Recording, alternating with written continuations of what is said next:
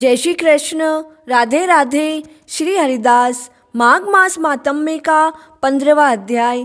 दत्तात्रेय जी कहने लगे, हे राजन, प्रजापति ने पापों के नाश के लिए प्रयाग तीर्थ की रचना की है। सफ़ेद गंगा जी और काली यमुना जी के जल की धारा में स्नान का महात्म्य भली प्रकार से सुनो।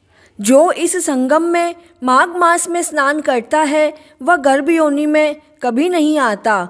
माघ मास में प्रयाग में स्नान करने से मनुष्य अच्छे भोगों को भोगकर ब्रह्म को प्राप्त होता है। माघ मास तथा मकर के सूर्य में जो प्रयाग में स्नान करता है उसके पुण्यों की गिनती चित्रगुप्त भी नहीं कर सकते।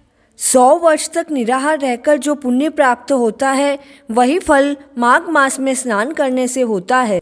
वही फल 3 प्रयाग में स्नान करने से होता है। जो फल 100 वर्षों तक योगाभ्यास करने से मिलता है, जैसे सर्प पुरानी कांचली को छोड़कर नया रूप ग्रहण कर लेता है, वैसे ही माघ मास में स्नान करने से मनुष्य पापों को छोड़कर स्वर्ग को प्राप्त होता है।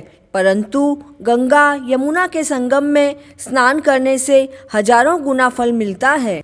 हे राजन, जिसको अमृत कहा जाता है वह ये त्रिवेणी ही है। ब्रह्मा, शिव, रुद्र, आदित्य, मरुतगण, गंधर्व, लोकपाल, यक्ष, गुहक, किन्नर, अनिमादि गुणों से सिद्ध तत्वज्ञानी ब्राह्मणी, पार्वती, लक्ष्मी, सची, नैना, दिति, अदिति, संपूर्ण देव पत्नियां तथा नागों की स्त्रियां, धृताची, मेनका, उर्वशी, रंभा, तिलोक्षमा, अप्सरागण और सब पितर, मनुष्यगण, कलयुग में गुप्त और सतयुग में प्रत्यक्ष सब देवता माघ मास में स्नान करने के लिए आते हैं।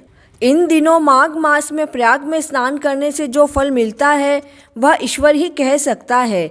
मनुष्य में कहने की शक्ति नहीं है। हजारों अश्वमेघ यज्ञ करने से भी यह फल प्राप्त नहीं होता है।